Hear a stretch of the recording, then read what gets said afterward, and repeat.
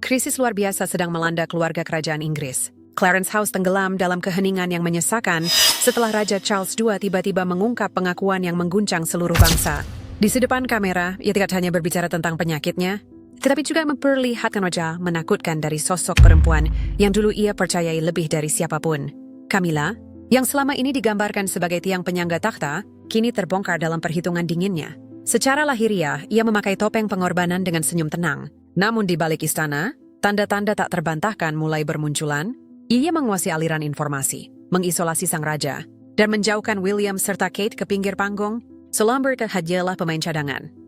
Ia bagaikan predator yang bersembunyi, menanti momen tepat untuk mempererat cengkeramannya atas kekuasaan. Potongan-potongan informasi tersebar, sebuah keadaan darurat medis tengah malam yang misterius, sebuah catatan rahasia yang isinya tertangkap secara kebetulan, perlahan membentuk potret mentah dan tak terfilter dari Camilla. Dan untuk pertama kalinya, publik dihadapkan pada pertanyaan sejarah. Apakah kebenaran ini akan mengubur ambisi sang ratu dalam bayang-bayang? Ataukah ia masih menyimpan satu kartu jahat terakhir yang belum terungkap? Clarence House, inti sejarah monarki Britania, kini berada di bawah tekanan diam yang berat. Cahaya emas lembut dari lampu kristal menyebar merata di ruangan tempat Raja Charles II duduk tak bergerak. Jemarinya yang ramping menggenggam erat sandaran kursi. Kulit pucatnya terlihat tipis hingga urat biru di bawahnya tampak jelas. Di depan lensa kamera, suasana menjadi semakin tegang. Di hadapannya duduk seorang jurnalis veteran BBC. Rambutnya beruban, matanya tajam, memegang mikrofon seolah itu adalah perisai. Catatannya penuh dengan pertanyaan seputar perjuangan raja melawan kanker, wawasan yang diperoleh dari sakitnya, serta visinya untuk masa depan mahkota. Namun tak seorang pun, bahkan tim produksi sekalipun, bisa memprediksi bahwa percakapan ini akan meledak seperti bom waktu. Momen yang ditakdirkan untuk merobek tirai kerajaan tanpa ampun. Charles tak berkata apa-apa di awal. Keheningan berlarut-larut, terasa menyiksa. Bayangan gelap mengelilingi matanya yang lelah. Kerutan di wajahnya semakin dalam, terukir oleh malam-malam tanpa istirahat dan penderitaan yang tak pernah diucapkan. Lalu dengan menarik napas pelan dan terengah-engah yang terdengar jelas melalui mikrofon, ia akhirnya bersuara. Suaranya gemetar, suara yang dulu mantap saat menyampaikan pidato nasional, kini rapuh dan penuh pengakuan. Ketika aku jatuh sakit, aku pertama kali melihat sifat asli Camilla. Dan itu lebih menakutkan daripada diagnosis apapun yang pernah aku terima. Jurnalis itu membeku, jemarinya mengeras hingga nyaris melepaskan mikrofon dari genggamannya. Udara seolah membeku, seakan waktu sendiri berhenti. Untuk pertama kalinya dalam pernikahan panjang mereka, Charles secara terbuka berbicara tentang retakan dalam ikatan paling suci dalam hidupnya. Ikatan yang dulu dipuja sebagai kisah cinta kerajaan yang dinanti-nanti, romansa yang diyakini mampu bertahan melawan segala badai. Nada suaranya bukan didorong kemarahan, melainkan kesedihan. Rasa sakit mendalam karena pengkhianatan yang tersirat di setiap suku kata, membuat bulu kuduk semua pendengarnya merinding. Ia melanjutkan pelan-pelan, seolah menarik setiap kata dari luka yang tak kunjung sembuh. Setiap kalimat jatuh berat, bagai batu yang dilemparkan ke permukaan air tenang sejarah kerajaan. Semuanya dimulai pada bulan Februari 2024, ketika aku mengetahui penyakitku. Aku mengira kanker itu akan menjadi ujian terberatku. Tapi itu hanyalah permukaan. Di baliknya, bayangan lebih gelap menanti, yang tak pernah kubayangkan. Kamera mendekat, menangkap air mata yang meluncur di pipinya. Bukan tanda kelemahan, melainkan duka seorang raja yang telah kehilangan kepercayaan pada perempuan yang dulu ia sebut sebagai belahan jiwanya. Gambaran itu melembut, berubah menjadi rangkaian kenangan bergaya sinematik. Kilatan hitam putih, bercampur warna-warna hidup yang penuh derita, pengkhianatan, dan pengungkapan. Saat itu wawancara ini melampaui sekadar percakapan. Ia berubah menjadi pengakuan yang disiarkan kepada seluruh bangsa. Pertanggungjawaban kerajaan yang membuat penonton di seluruh Britania terpaku dan diam. Charles melanjutkan, suaranya perlahan membaik seolah kebenaran itu sendiri adalah obat terakhir baginya. Camilla, dia menjadikan momen-momen terlemahku sebagai tangga menuju kekuasaan. Aku melihatnya terjadi, dan sekarang dunia juga akan melihatnya. Kata-kata itu bergema jauh melampaui Clarence House. Masuk ke jutaan ruang tamu di seluruh Inggris Raya, tempat orang-orang duduk membeku, jantung berdebar kencang dalam keheranan dan kemarahan. Ketika kamera akhirnya dimatikan, Charles tetap duduk diam, memandang keluar jendela di mana bunga anyelir merah bergoyang lembut dalam cahaya sore yang redup. Ia tahu dengan pasti bahwa tak akan ada lagi yang bisa kembali seperti dulu. Dan entah di mana di dalam istana, Camilla pasti sudah merasakan getaran badai yang segera akan meledak. Mari kita kembali ke tanggal 6 Februari 2024, hari dingin dan suram di London, Ketika seluruh bangsa berhenti sejenak menyambut pengumuman mengejutkan, dari lorong-lorong Clarence House datang pernyataan singkat namun menghancurkan. Raja Charles III, yang baru saja naik tahta kurang dari 2 tahun, didiagnosis menderita kanker setelah prosedur rutin. Tidak disebutkan jenis kankernya, tidak pula rincian pengobatan, hanya pernyataan tegas yang menyebar kecemasan di seluruh negeri. Dari pub ramai di East End hingga jalan-jalan berkilau di Kensington, masyarakat Inggris yang telah lama terbiasa dengan drama kerajaan, sejak masa Diana, berduyun-duyun turun ke jalan membawa spanduk doa dan bunga anyelir merah, bunga yang oleh Raja Charles dianggap sebagai simbol ketahanan. Di dunia maya, tagar doakan Raja Charles melonjak ke puncak tren global, bercampur dengan bisik-bisik spekulatif tentang warisan sang raja, dan apakah Pangeran William mungkin segera mewarisi mahkota. Di tengah ketidakpastian itu, satu sosok muncul sebagai lambang kekuatan, Camilla, permaisuri. Senyum tenang dan sikapnya yang terkendali memancarkan rasa aman. Ia tampil di depan kerumunan wartawan yang berkumpul di luar Clarence House, mengenakan mantel berbulu yang menonjolkan keanggunannya. Suaranya hangat namun terukur, terdengar jelas melalui mikrofon.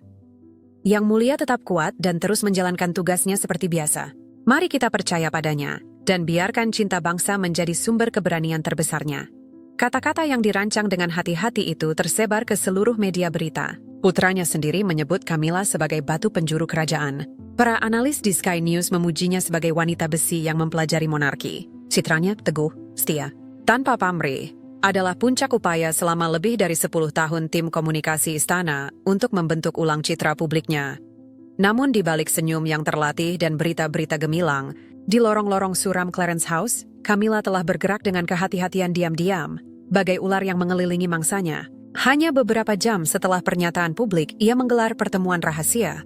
Di ruang kerjanya yang pribadi, sebuah bilik redup dengan jendela buram yang menahan sinar matahari, membuat udara terasa seperti di dalam makam.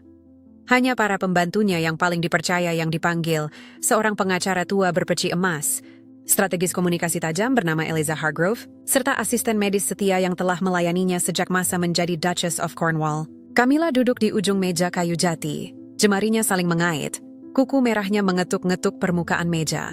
Nadanya rendah, namun tak bisa digoyahkan. Ini sudah disepakati. Mulai saat ini segalanya berubah. Kita tidak boleh membuat satupun kesalahan. Charles semakin lemah, dan dunia akan mulai mencari celah-celah retak. Pandangannya yang dingin menyapu seluruh ruangan, mengukur kesetiaan masing-masing. Lalu ia mulai memberikan perintah dengan ketepatan bedah. Pertama, singkirkan mereka yang paling dekat dengannya. Dr. Langford, pindahkan dia ke Windsor, posisi administratif. Beritahu Percy bahwa ini untuk perencanaan jangka panjang. Tidak ada diskusi. Dr. Langford, yang telah merawat Charles selama 20 tahun, adalah salah satu dari sedikit orang yang mengetahui gambaran medis lengkap sang raja. Kini ia akan dibungkam. Kedua, sekretaris pribadinya, Edward Hale, pindahkan ke kantor seremonial di Buckingham. Gantikan dengan orang kita. Edward adalah kepercayaan raja, yang mengetahui setiap percakapan dan keputusan. Dengan penghapusannya, jalur komunikasi langsung ke Charles akan terputus. Lalu datang perintah terakhir, yang paling menyeramkan dari semuanya. Mulai sekarang, setiap laporan kesehatan, setiap komunikasi, setiap dokumen, harus melalui aku sebelum sampai ke siapapun. Bahkan William sekalipun. Kata-kata itu menggantung di udara yang pengap. Seorang asisten muda ragu-ragu, suaranya gemetar. Ibu, bagaimana dengan Putri Catherine? Sebagai istri William, sebagai ibu dari para pewaris takhta, bukankah ia harus diberitahu? Camilla menyeringai, senyumnya tanpa kehangatan. Dia tidak perlu tahu. Publik harus melihatku sebagai satu-satunya tiang penyangga raja. Catherine dan William boleh bersinar di bawah sorotan lampu, tapi di sini, dalam gelap, kitailah yang memegang kendali. Ia tahu lebih baik daripada siapapun. Ketika seorang monarki mulai goyah, kekuasaan tidak lenyap, ia bergeser. Dan siapapun yang mengendalikan aliran informasi akan mengendalikan takhta itu sendiri. Ia telah menanti kesempatan ini seumur hidupnya, bertahan selama puluhan tahun dari skandal, bisik-bisik tentang perempuan lain, hingga akhirnya mengenakan gelar ratu. Dan kini setelah ia memilikinya, ia takkan melepaskannya. Pertemuan itu berakhir dalam keheningan yang menyesakan. Para asisten pergi dengan hati gelisah namun patuh, terikat oleh loyalitas atau ketakutan. Di luar, gerimis London terus turun saat warga berdoa untuk raja mereka yang sakit, tanpa menyadari bahwa di balik dinding istana, mesin konspirasi telah mulai berputar. Beberapa waktu kemudian, di ruang pribadinya, Camilla berdiri di depan cermin ornamen, jemarinya menyentuh kalung mutiara yang dulu diberikan Charles padanya sebagai hadiah ulang tahun pernikahan. Bayangannya menatap balik. Tenang, kuat, tak tersentuh. Mereka takkan pernah mengerti, bisiknya pada dirinya sendiri. Tapi aku melakukan ini demi kita, demi takhta. Namun di matanya, sekelebat rasa gelisah muncul. Jika Charles sembuh, jika William mulai mencurigai, ia mengusir pikiran itu dengan napas panjang pelan. Rencananya sudah berjalan, dan tak ada apapun, entah penyakit, entah suara hati, yang bisa menghentikannya sekarang. Maret 2025. London seharusnya telah bermekaran dengan musim semi, primula menghiasi tepian sungai Thames. Namun di dalam Clarence House, udara terasa sesak, dipenuhi ketegangan sunyi sebelum badai. Lebih dari setahun telah berlalu sejak diagnosis Raja Charles III, dan berbulan-bulan kemoterapi telah membuatnya lemah. Malam-malamnya dihantui nyeri membakar di dada. Tetap saja, ia bertahan menjalankan tugasnya. Konferensi video dengan para pemimpin persemakmuran, pidato singkat publik tentang lingkungan. Namun tubuhnya semakin mengkhianatinya seiring berjalannya waktu. Suatu malam larut, ketika jam dinding berdentang pukul 2 pagi, Charles duduk sendirian di ruang studinya yang nyaman namun berantakan. Dipenuhi buku-buku tentang pertanian dan lukisan abstrak dari seniman kesayangannya. Ia tengah membaca laporan tentang pertanian berkelanjutan, kacamata tergelincir dari hidungnya saat rasa sakit menyambar seperti petir. Jantungnya berdebar kencang, ruangan berputar di depan matanya. Lalu dengan suara kosong yang memekakan, ia jatuh terperosok ke lantai kayu yang mengkilap. Jatuhannya bergema di lorong-lorong istana yang sunyi. Dokter jaga yang ditempatkan di dekatnya atas perintah ketat Camilla bergegas masuk. "Yang mulia, Ero!" Teriakan mereka memecah keheningan. Denyut nadi lemah, tekanan darah turun drastis. Ini adalah keadaan darurat medis sungguhan. Protokol kerajaan yang dibuat oleh Ratu Elizabeth II menetapkan bahwa Pangeran William dan Putri Catherine harus diberitahu pertama kali. Sebagai pewaris takhta, William memiliki wewenang atas semua urusan kesehatan raja, sementara Kate telah lama menjadi penopang emosional sang ayah. Namun sebelum siapapun sempat bertindak, Camilla muncul, mengenakan jubah putih yang mengalir. Wajahnya tegang bukan karena panik, melainkan karena kendali.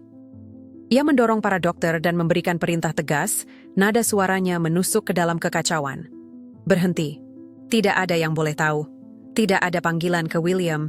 Tidak ada panggilan ke Catherine. Mengerti?"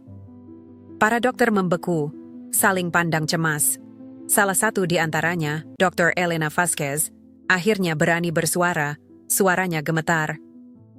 "Ibu, ini melanggar protokol kerajaan. Pangeran Wales harus diberitahu. Dia pewaris berikutnya." Kemarahan Camilla meledak. "Cukup," bentaknya. "Ini perintah dari permaisuri. Yang mulia butuh perawatan, bukan drama keluarga. Tangani secara diam-diam. Bawa dia lewat pintu belakang. Tanpa sirin, tanpa kamera, dan tidak satu kata pun ke pers. Otoritasnya mutlak." Para dokter ragu, terjepit antara kewajiban dan ketakutan. Membangkang berarti berisiko kehilangan karir, bahkan lebih buruk lagi. Terikat oleh ketakutan sunyi yang kini mendefinisikan istana, mereka menurut. Charles dibawa keluar lewat pintu belakang Clarence House, dimasukkan ke ambulans hitam tanpa logo yang meluncur lembut melalui jalanan London yang masih tertidur, tanpa lampu, tanpa suara. Di kursi belakang mobil lain, Camilla duduk tenang, jemarinya mencengkeram ponsel saat ia menyusun pernyataan singkat untuk media. Raja sedang beristirahat setelah malam yang sibuk. Tidak ada alasan untuk khawatir. Ia tersenyum samar dalam cahaya redup dashboard. Situasi berada di bawah kendalinya. Tidak ada William, tidak ada Catherine, tidak ada gangguan. Ia akan tetap berada di sisi ranjang raja dan mengendalikan narasi sendiri. Namun apa yang tidak diketahui Camilla adalah bahwa seseorang telah menyaksikan segalanya dari ujung koridor. Lily Hargreaves, seorang pembantu rumah tangga berusia 22 tahun dengan mata lebar dan penuh ketulusan, sedang membersihkan perak saat kekacauan dimulai. Ia berjalan pelan, hati berdebar, dan menyaksikan perintah permaisuri terbentang di depan matanya. Diterpa rasa takut, ia menyelinapkan ponsel dari saku apronnya dan menekan tombol rekam. Audio itu menangkap suara Camilla dengan jelas. Tidak ada yang boleh tahu. Tidak ada panggilan ke William, tidak ada panggilan ke Catherine. Ini perintah dari Ratu. Ketika kekacauan mereda, Lily menghentikan rekaman, tangannya gemetar. Ia tahu ia memegang sesuatu yang berbahaya. Bukti bahwa Ratu telah melanggar hukum kerajaan. Haruskah ia memberitahu Pangeran William? Atau tetap diam demi menjaga posisinya? Sendirian di kamar pembantu malam itu, ia memutar ulang klip itu berulang kali. Suara dingin ratu bergema, "Tidak William, tidak Catherine." Bagi Lily, itu bukanlah tanda kehati-hatian. Itu terdengar seperti perang. Monarki yang selama ini ia percayai sejak kecil tiba-tiba terasa seperti ilusi gelap yang terus berubah. Ia menangis pelan, menyadari bahwa ia memegang kebenaran yang bisa menghancurkannya. Saat fajar menyingsing, Charles terbangun di suite rumah sakit pribadi, lemah namun sadar. Camilla duduk di sampingnya, berpura-pura lembut sambil mengelus tangannya. "Sayangku," bisiknya. "Aku di sini. Semuanya sudah baik sekarang." Ia hanya mampu mengangguk lemah, tapi sesuatu di matanya telah berubah. Mengapa William tidak diberitahu? Mengapa rahasia ini? Pikiran itu mengendap, menanam benih ketidakpercayaan yang dalam di pikirannya. Benih yang tak lama lagi akan tumbuh menjadi sesuatu yang jauh lebih besar. Krisis tersembunyi malam itu bukan sekadar kejutan medis. Ia adalah awal dari perang rahasia di dalam monarki, tempat loyalitas menjadi rapuh, dan bayangan mulai berbisik kebenaran yang tak bisa lagi terkubur. Sementara Camilla memperketat cengkeramannya atas urusan dalam istana, di seberang London, di halaman tenang Adelaide Cottage di Windsor, Putri Catherine, atau Kate bagi mereka yang paling mengenalnya, menjalani hidup yang menyeimbangkan tugas dan peran sebagai ibu. Hari-harinya dipenuhi kegaduhan menyenangkan dalam mendidik George, Charlotte, dan Louis. Meski ia tersenyum anggun di depan kamera, hatinya menyimpan duka pribadi. Sejak diagnosis Charles, ia diam-diam menderita. Bukan hanya karena khawatir akan ayah mertuanya yang sangat ia sayangi, tetapi juga karena rasa sakit akibat sengaja dijauhkan oleh Camilla. Kate bukanlah tipe yang mencari konfrontasi. Kekuatannya selalu terletak pada kelembutannya, kemampuannya menyambungkan hati lewat kehangatan dan ketekunan diam-diam. Alih-alih pidato atau gestur publik, ia bertindak melalui belas kasih. Setiap pagi, sementara William menangani agenda kerajaan di Kensington Palace, ia sendiri mengemudi ke Clarence House. Datang tanpa pemberitahuan, membawa keranjang makanan buatan sendiri, dan tumpukan buku tentang penyembuhan holistik. Mengetuk pelan pintu Charles, ia tersenyum dan berkata, "Papa, aku bawa sup ayam jahe hari ini, resep nenekku." Kunjungan-kunjungan itu cepat menjadi penghiburan bagi raja yang lelah. Kate tak pernah bicara tentang penyakit atau ketakutan. Ia mengisi sore-sore sang raja dengan kebahagiaan kecil. Cerita tentang George yang goyah di sepeda barunya, Charlotte yang menggambar sketsa lucu namun manis dari Highgroves Gardens, atau tawa tak terkendali Louis. Ia sendiri menyiapkan makanan bergizi, kaldu jahe hangat untuk meredakan kelelahan, teh mint untuk menenangkan perut, ikan kukus dan sayuran segar dari kebunnya. Ia menyimpan catatan rapi di samping ranjang Charles, menulis observasi dengan tulisan rapi. Setengah mangkuk habis. Tidak mual. Coba tambahkan sedikit kunyit besok. Kate sering membacakan kutipan dari buku-buku Deborah James, aktivis yang telah menginspirasinya secara mendalam. Ia mengulang kata-kata Deborah dengan lembut. "Cintailah dengan sepenuh hati, jangan sesali apapun dan pegang erat harapan." Baik, kata-kata itu diucapkan dengan nada lembut Kate, menenangkan Charles lebih daripada obat apapun. Minggu demi minggu berlalu, kondisi kesehatannya menunjukkan perbaikan nyata. Dokter-dokter terkejut, hasil tes darahnya membaik, nafsu makannya kembali, semangatnya naik. Suatu pagi, ia bahkan bercanda, "Kate, kamu akan membuatku jadi petani dengan semua sayuran ini." Charles tahu bahwa perawatannya bukan hanya soal makanan. Keberadaannya sendirilah yang menyembuhkannya. Ia menggenggam tangan Kate dan berkata dengan suara serius, "Anakku yang baik, terima kasih. Di tengah kegelapan ini kaulah satu-satunya cahayaku." Puncaknya datang pada bulan Mei 2025, saat acara di Istana Buckingham menghormati para penyintas kanker. Di depan ratusan orang, Charles berbicara publik untuk pertama kalinya tentang pemulihannya. Suaranya gemetar, namun penuh keyakinan dari hati. "Terkadang, yang benar-benar menyembuhkan kita bukanlah obat, melainkan nutrisi, bagi tubuh dan jiwa. Aku belajar itu dari seseorang yang sangat dekat denganku." Kerumunan meledak dalam tepuk tangan, tersentuh oleh kejujuran raja mereka. Namun sebelum kejujuran momen itu sempat mengendap, Camilla merebutnya untuk dirinya sendiri. Dari kantornya, ia meluncurkan kampanye PR yang menggelegar. Pasang headline-nya, "Rencana diet khusus yang mulia untuk raja, perintahnya." Dalam hitungan jam, tabloid dan stasiun televisi mengikuti. Daily Mail menjerit, "Camilla menyelamatkan raja dengan rahasia diet kerajaan." The Guardian memujinya sebagai pasangan setia di balik pemulihan sang raja. Di seluruh media, Camilla digambarkan sebagai penyelamat yang penuh pengabdian. Sementara peran Kate dihapus, fotonya dipotong, upayanya diabaikan sebagai sekadar kesenangan pribadi. Salah satu headline kejam menyindir, Catherine, calon ratu atau hanya ibu rumah tangga berbakat. Malam itu, di depan perapian Adelaide Cottage, ketenangan Kate akhirnya runtuh. Air mata mengkilap di matanya saat ia berbisik pada William. Aku tidak melakukannya demi perhatian, Will. Aku hanya ingin membantunya. Tapi dia telah mengambil semuanya. Bahkan ini, William memeluknya erat, amarahnya mendidih. Pangeran yang selalu mencari harmoni kini hanya merasakan pengkhianatan. Mereka memutuskan untuk segera pergi ke Clarence House, masuk diam-diam lewat pintu belakang. Charles duduk tegak di ranjang, pucat namun waspada. Matanya melembut saat melihat mereka. Menggenggam tangan Kate, ia berbisik dengan keyakinan tenang. William, aku belum pernah melihat manipulasi seperti ini. Makanan-makanan yang memperkuat tubuhnya itu berasal darinya, bukan dari Camilla. Dunia berhak tahu, momen bersama itu membentuk aliansi tak terucap antara ketiganya. Ikatan yang berakar pada kebenaran dan perlawanan diam-diam terhadap tipu daya yang menyelimuti mereka. Kate mengusap air matanya dan tersenyum samar. Selama kamu semakin pulih, Papa, itulah yang penting. Namun di dalam hati, luka itu masih melekat. Begitu pula tekad baru yang lahir. Untuk pertama kalinya, Kate memahami betul taruhan sebenarnya dalam pertempuran sunyi yang melanda keluarga kerajaan. Belas kasihnya telah memulihkan kekuatan sang raja.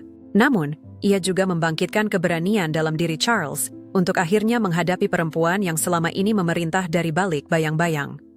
Pangeran William bukanlah pria yang bertindak impulsif. Ia mewarisi kehati-hatian tenang Ratu Elizabeth, naluri untuk mempertimbangkan setiap langkah, terutama dalam urusan takhta. Namun setelah malam itu bersama Charles dan Kate, amarah yang lama menyala-nyala di dalam dada, akhirnya meledak menjadi api. Melihat wajah Kate yang basah oleh air mata, ia berbisik, "Kamu tidak pantas mendapat ini, Kate, dan ayah pun tidak. Kate harus bertindak." Ia menatapnya, tenang namun penuh kesedihan. "Kalau begitu, mari kita bertindak dengan bijak, Will. Kita tak boleh biarkan dia menang." Dan dimulailah perang diam-diam William. Bukan skandal publik atau perselisihan di media, melainkan penyelidikan rahasia, secermat dan sepresisi pertandingan catur yang dulu ia mainkan bersama neneknya di Balmoral. Ia membentuk lingkaran kecil yang dipercaya. 4 orang saja, Mark Hale, petugas keamanan kerajaan dan sepupu dari Edward Hale yang dipecat. 2 penasihat hukum diam-diam dari kantornya di Kensington, serta seorang spesialis siber MI5 yang andal. Semua berlangsung di bawah topeng inisiatif keamanan medis untuk Yang Mulia. Mereka bertemu di balik pintu tertutup di Clarence House, berbicara hanya dengan bisikan. Tanpa email, tanpa jejak kertas, hanya file terenkripsi dan kata-kata kode. Satu demi satu, kebenaran terungkap. Pertama, log ambulans yang diambil lewat pelanggaran sistem rumah sakit secara diam-diam. Di sana tertulis jelas, 22 Maret 2025, berangkat dari pintu samping Clarence House pukul 2:17 pagi. Tanpa sirin, tanpa peringatan. Mark bergumam suram. Itu bukan protokol. Itu penyembunyian. Berikutnya, email yang dihapus dan surat-surat tersembunyi. Teknisi MI5 berhasil memulihkan fragmen pesan dari para asisten Camilla, termasuk satu dari Eliza Hargrove ke firma PR Greystone. Kampanye rencana diet, anggaran $5 juta. Pastikan Yang Mulia. Camilla digambarkan sebagai tokoh sentral, lalu datang tagihan-tagihan yang direkayasa, detail tagihan, Greystone untuk retouch foto, promosi media sosial, bahkan artikel kesehatan palsu yang dirancang untuk memuliakan Camilla sebagai penyelamat raja. William mempelajari setiap baris dalam diam serius. Cahaya lampu lembut menyoroti bayangan di rahangnya yang menggigit. Dia bukan hanya mencuri karya Kate, gumamnya. Dia memisahkan ayahku dariku.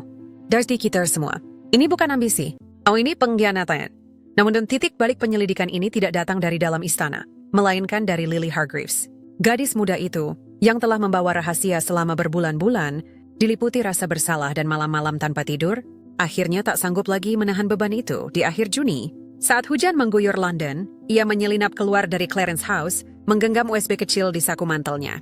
Dia naik taksi menuju istana Kensington, meminta untuk bertemu seseorang dari kantor pangeran. Beberapa menit kemudian, ia berdiri berhadapan dengan William, yang menatapnya dari balik meja. Wajahnya lelah, namun ramah. Dengan gemetar, Lily berlutut dan meletakkan USB di atas meja kayu oak. "Yang Mulia, ini semua yang aku dengar malam itu, aku tak bisa tetap diam. Sang Ratu." Dia menghentikan siapapun yang ingin membantu Yang Mulia. William bangkit perlahan, bukan karena kaget, melainkan karena keberanian seorang wanita muda yang takut namun berani berdiri di hadapannya. Ia menggenggam tangannya dengan lembut. Kamu telah melakukan hal yang benar, Lily. Berdirilah, tolong. Kamu bukan sekadar pembantu. Kamu adalah jiwa pemberani yang memilih kebenaran ketika orang lain memilih diam. Terima kasih. Air matanya mengalir deras saat William memandunya duduk. Ia menyambungkan USB ke laptop amannya.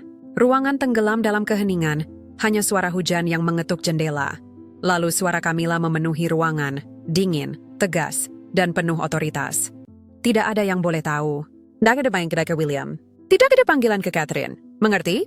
Tinggalkan catatan untuk ditandatangani olehku. In perintah dari Ratu, suara itu menghantam seperti pukulan. Tinju William menggenggam erat hingga buku-buku jarinya memucat. Napasnya tersengal. Kemarahan menyambar di matanya. Ia berdiri tiba-tiba, berjalan mondar-mandir seperti singa yang terkurung, berjuang menahan badai di dalam dirinya. Ini buktinya, gumamnya, suaranya pecah. Dia telah memutus hubungan dengan ayahku. Memisahkan kita semua demi kekuasaan. Demi takhta sialan yang selama ini ia sembah seumur hidupnya. Lily menangis pelan. Maafkan saya, Yang Mulia. Saya bukan siapa-siapa. Hanya seorang pembantu dari Dorset yang tumbuh besar percaya pada monarki. Tapi aku tak bisa biarkan dia memperlakukan raja seperti boneka. William berbalik menghadapnya. Nada suaranya lembut namun tegas. Tidak, Lily. Kamu bukan tidak siapa-siapa. Kamu baru saja menyelamatkan takhta dari busuk yang merayap di dalamnya. Pulanglah, istirahatlah, dan tahu bahwa kamu aman. Itu janjiku, sebagai putra dan sebagai pangeranmu. Saat ia pergi, sosok kecilnya lenyap di balik pintu ok berat. William segera menelepon lingkaran terdekatnya. Kita punya buktinya, katanya, suara tenang namun membakar keyakinan. Rekaman ini mengubah segalanya. Malam itu ia tak tidur. Hujan masih turun di atas London, menggores jendela istana saat ia duduk di samping Kate, menceritakan setiap kata. Kate mendengarkan, matanya penuh kekuatan diam-diam. Kita akan lakukan apa yang benar, bisiknya. Untuk ayahmu, untuk kebenaran. Dan di jam-jam mendekati fajar, keputusan mereka mengeras. Bukan untuk balas dendam, melainkan untuk keadilan. Jaringan yang dirajut Camilla mulai terurai, dan badai yang ia tabur kini akan meledak dengan kemarahan kerajaan. Camilla telah menghabiskan 40 tahun bertahan dalam politik monarki. Ia dah tahu cara mencumbai jauh sebelum dia datang. Jadi, ketika ia mendengar bahwa salah satu asistennya dipanggil oleh keamanan kerajaan terkait log ambulans, Anda melihat email pribadi tentang kebocoran rencana diet di dalam sistem istana, ia langsung paham.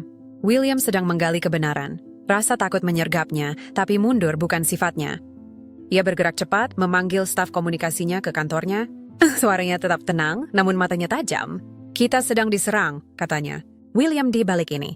Sebarkan cerita sekarang juga. Ambisi awal Pangeran William. Apakah ia memanfaatkan penyakit ayahnya? Pastikan The Sun dan Daily Express mendapatkannya pertama. Pagi hari berikutnya, headline meledak di seluruh Britania. William, oportunis atau pewaris sejati. Keraguan atas loyalitas Pangeran Wales. Ia bahkan memerintahkan kampanye fitnah terhadap Lily Hargreaves, menuduh gadis muda itu merekam tanpa izin dan melanggar keamanan. Pengacaranya mengirim ancaman gugatan hukum untuk membungkam siapapun yang berani bersuara. Namun ketakutan Camilla segera berubah menjadi keputusasaan. Melalui asistennya, Eliza Hargrove, ia menghubungi mantan agen keamanan Greystone untuk menghapus jejak bukti. Tawarkan gadis itu 50.000 pound sebagai hadiah baik hati, bisik Camilla dalam panggilan terenkripsi. Jika dia menolak, pastikan masalahnya hilang, dan hapus semua catatan di Kensington. Semua hal tentang ambulans itu adalah taktik kerajaan tertua. Beli diam, kubur kebenaran, dan tulis ulang sejarah. Namun rencananya sudah mulai runtuh. Tim kecil William, Mark Hale, Raffi Patel, dan 2 penasihat kerajaan sedang mengawasi setiap gerakannya. Mark menemukan transfer 50.000 pound dari rekening rahasia Clarence House ke alamat di Dorset, rumah keluarga Lily, bukti suap. Sementara itu, Raffi berhasil menyadap file audio panggilan rahasia Camilla ke agen Greystone. Hapus semuanya. Jangan biarkan William menemukannya, atau kita akan dalam masalah besar. Lalu datang potongan terakhir. Rekaman keamanan yang menunjukkan ambulans meninggalkan pintu belakang Clarence House pukul 02.17 pagi. Tanpa sirin, tanpa pemberitahuan ke udara, diikuti data GPS yang membuktikan kendaraan itu langsung menuju klinik swasta. Seorang jurnalis yang simpatik pada William membocorkan tagihan Greystone, menunjukkan pembayaran kepada orang-orang yang ditugaskan mengikuti pergerakan Lily. Dan suatu malam, saat kebenaran semakin menggunung, seorang pembantu setia diam-diam menyerahkan sebuah buku kecil ke William di Istana Kensington, catatan tangan Kate tentang makanan pemulihan Charles. Di antara halaman-halamannya, terlipat selembar catatan dengan tulisan tangan Charles yang tak terbantahkan. Inilah kebenaran, anakku. Setiap hidangan berasal darinya, bukan dari Camilla. Lindungi keluarga kita. Saat William membacanya, amarahnya berganti menjadi rasa takut. Rasa takut untuk keselamatan Lily, untuk ketenangan ayahnya, dan untuk apa yang akan terjadi selanjutnya. William mengatur pertemuan pribadi dengan Charles di Istana Windsor pada awal Juli. Charles, lebih kurus namun lebih kuat berkat perawatan Kate, duduk di depan api, tangan tergenggam, matanya melayang ke tempat jauh. "Anakku," katanya pelan, suaranya berat oleh duka. "Aku takkan biarkan skandal lain menghancurkan takhta, tapi dia tak bisa dibiarkan tanpa tantangan. Kita selesaikan ini secara pribadi." Dan datanglah tanggal 15 Juli 2025, hari langka yang cerah di London. Ruang konferensi besar di Istana Buckingham telah disegel. Hanya 4 orang yang masuk. Charles, William, Kate, dan Camilla. Tanpa asisten, tanpa kamera, hanya kebenaran. Camilla masuk lebih dulu, anggun dalam gaun sutra biru muda. Topeng tenangnya tetap terpasang. "Sayang, kau tampak jauh lebih baik," ia mulai dengan lembut. "Kita harus hentikan gosip-gosip buruk ini." William tak berkata apa-apa. Ia hanya menekan tombol putar. Suara rekaman Camilla memenuhi ruangan.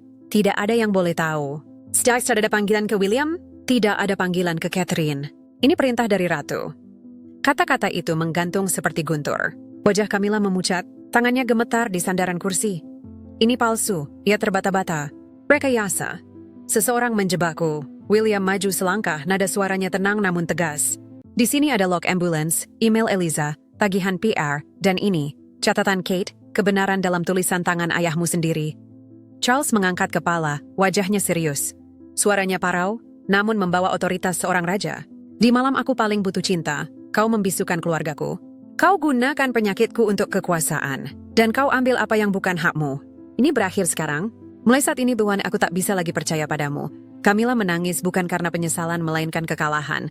"Aku lakukan ini demi kita, Charles. Demi takhta." William akan merobohkan semuanya. Namun permohonannya hanya bertemu keheningan. Kate duduk diam, mata berkilau namun teguh. William menggeleng pelan. "Kau sudah merobohkannya sendiri dengan dusta-dustamu?" Hari itu menandai jatuhnya Camilla. Dalam minggu-minggu berikutnya, Sheila secara diam-diam dikesampingkan. Tak ada lagi makan malam bersama. Tak ada lagi tatapan hangat. Lorong-lorong istana yang dulu bergema tawa, kini dipenuhi bisik-bisik dan penghindaran. Para pembantu memberi hormat kaku lalu bergegas pergi. Dulu dipuja sebagai ratu yang menyeimbangkan takhta, Camilla kini menjadi sosok kesepian dalam isolasi berlapis emas. Gelas sherry di tangannya bergetar dalam cahaya redup.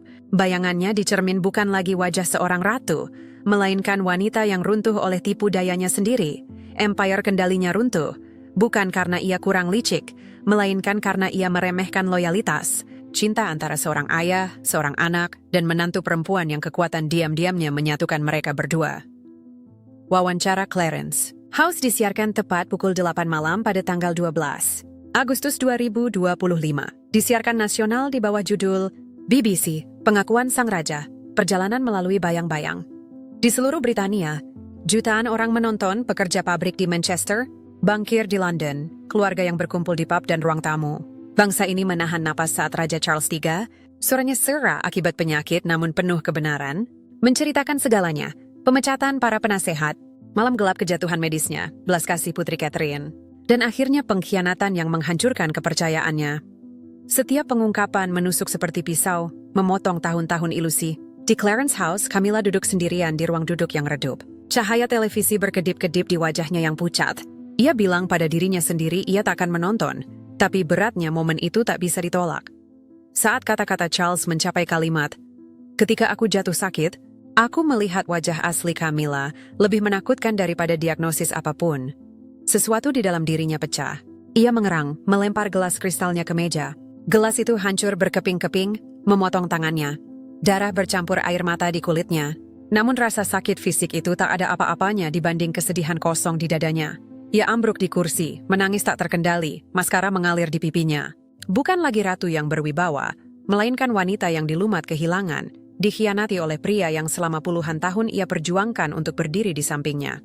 Pagi harinya, pers turun seperti serigala. Headline menghujam halaman depan. Dari pilar ke pengkhianat, jatuhnya Camilla. Rekaman mematikan. Kutukan sang ratu. Di luar Clarence House, demonstran berkumpul dengan spanduk. Camilla keluar dan keadilan untuk sang raja. Lembaga amal yang dulu ia dukung menjauh. Bahkan teman-teman seumur hidupnya berhenti mengangkat teleponnya. Saat ia mencoba menghubungi asisten setianya, Eliza Hargrove, hanya pesan otomatis yang menjawab, "Nomor yang Anda tuju sementara tidak dapat dijangkau." Di dalam istana, keheningan tak tertahankan. Charles tak lagi berbagi makan atau bahkan tatapan dengannya. Ia berjalan di lorong-lorong dengan martabat diam-diam. Kepercayaannya kini berada di William dan Kate, yang telah menjadi wajah baru monarki, mengunjungi rumah sakit, berbicara tentang kesehatan mental, berdiri berdampingan di depan publik yang bersyukur. Bagi bangsa, Camilla bukan lagi ratu yang setia yang pernah menopang takhta, melainkan personifikasi tipu daya dan ambisi yang runtuh oleh tangannya sendiri. Kanker tak mengambil nyawa Charles, tapi ia mengupas ilusi di sekitarnya, mengekspos kerapuhan cinta dan loyalitas di balik dinding berlapis emas. Dan saat Britania menyaksikan keluarga kerajaan membangun kembali dirinya, Camilla tetap tinggal di balik pintu-pintu istana yang sama, sendirian. Dihantui kenangan atas apa yang telah ia hilangkan, ia berlutut di cahaya redup kamarnya, terombang-ambing antara rasa bersalah dan penyangkalan. Bisakah ia menemukan pengampunan? Masihkah ada jalan bagi sang ratu yang mengkhianati rajanya? Atau bayang-bayang yang dulu ia kendalikan kini telah menelan habisnya selamanya? Seri kerajaan ini jauh dari usai. Babak berikutnya sudah menanti, tersembunyi dalam rahasia-rahasia yang masih menghuni lorong-lorong kekuasaan. Apa pendapat Anda? Apakah loyalitas William dan Kate kepada sang raja membuat Anda meneteskan air mata? Ataukah Anda merasa iba pada Camilla dalam kesepiannya? Bagikan pikiran Anda di kolom komentar.